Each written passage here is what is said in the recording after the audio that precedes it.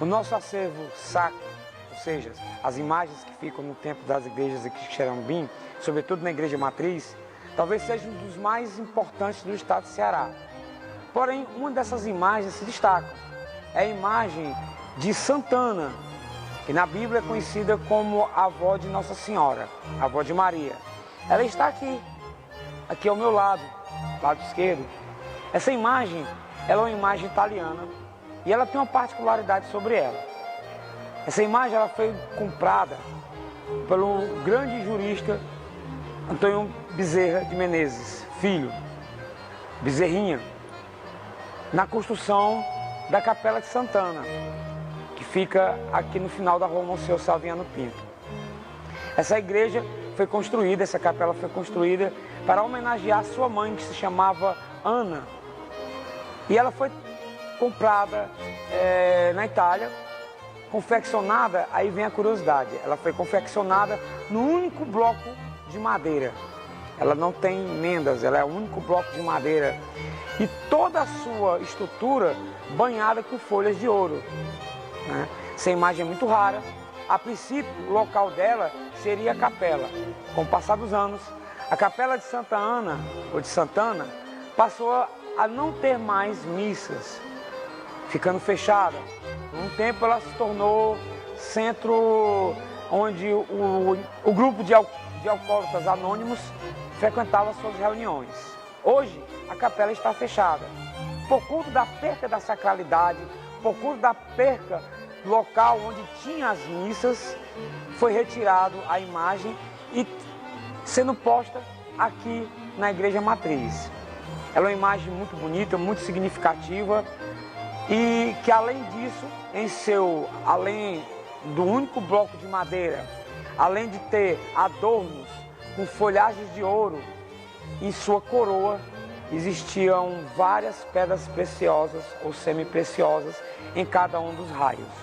O que aconteceu? Com o passar dos anos, foram saqueadas todas essas pedras semi-preciosas e feito uma raspagem nessas folhas de ouro. Essas folhas de ouro não têm o menor valor, elas estão ali. E as pessoas, por não conhecer depois que é colocado esse material ele perde o valor, tentavam raspar. E essa imagem foi danificada.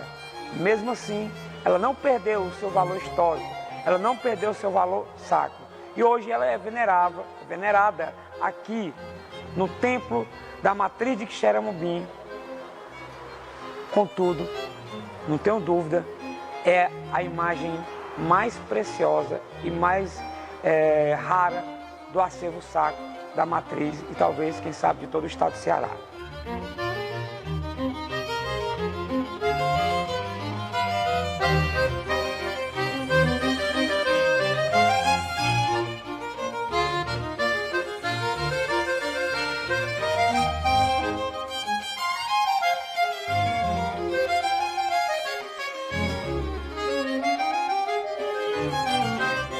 Aqui nesse altar,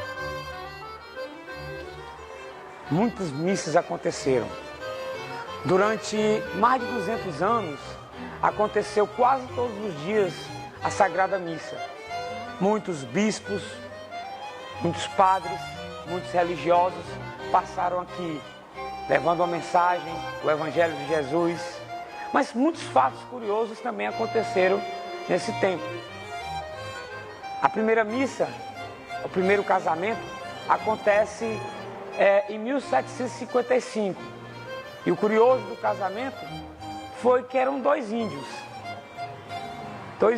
Um índio da missão de Parangaba e uma índia aqui de Xeramobim chamada Antônia das Neves.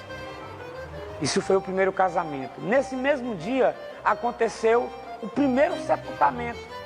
Sepultamento? Sim, sepultamento.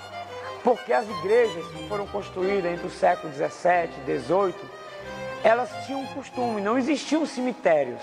Aqui não existiam cemitérios. E as pessoas eram enterradas dentro das igrejas. Por mais de 150 anos, as pessoas foram enterradas aqui. E aí tinha uma separação social. Os mais ricos eram enterrados nas proximidades do altar. Os mais pobres do altar para frente ou para fora, até nas paredes.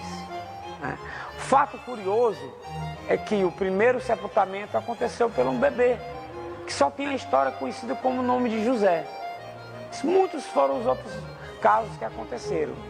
A prova maior de que isso realmente é um fato verídico e realmente aconteceu, se você chegar aqui na igreja matriz, no lado do nascente, não tem construções. Por quê? Segundo os historiadores, essas construções, elas não se faziam ao lado nascente, ao lado do leste da igreja, devido à fedetina que ficavam devido aos cadáveres que eram enterrados dentro da igreja. Era muito comum acontecer um sepultamento no final da tarde e ter a missa logo após. Por isso dificultava até a confecção dos bancos. As pessoas traziam os bancos de casa. Com o passar dos anos, houve a necessidade de que, por uma questão de salubridade, a mudança. Daí veio a construção do cemitério. Contudo, ainda muitas pessoas estão sepultadas aqui dentro desse templo. No altar, somente padres. E como se chamava isso? Essa divisão social? Essa divisão social chamava de grades altas e grades baixas. Aquelas pessoas que tinham uma condição financeira, que podiam pagar a igreja pela condição de ficar mais próximo do altar, sepultado em grades altas. Aquelas que não tinham a mesma condição financeira, sepultado em grades baixas no final da igreja. Como já falei, muitas curiosidades aconteceram dentro da igreja matriz. Aqui nós tivemos casamentos, missas, mas também tivemos eleição. Já funcionou como sessão de eleição. Nós tivemos até julgamentos. Aqui foi condenado à pena de capital o assassino de Luciano Maciel, onde ele foi condenado na sacristia, foi julgado e condenado na sacristia, depois executado ao lado da igreja e posteriormente sepultado na mesma igreja. Isso tudo acontece em Xeramobim. O assassino, amando da família Maciel, que dá início a esse fato, a luta, a disputa entre Maciéis e Araújos.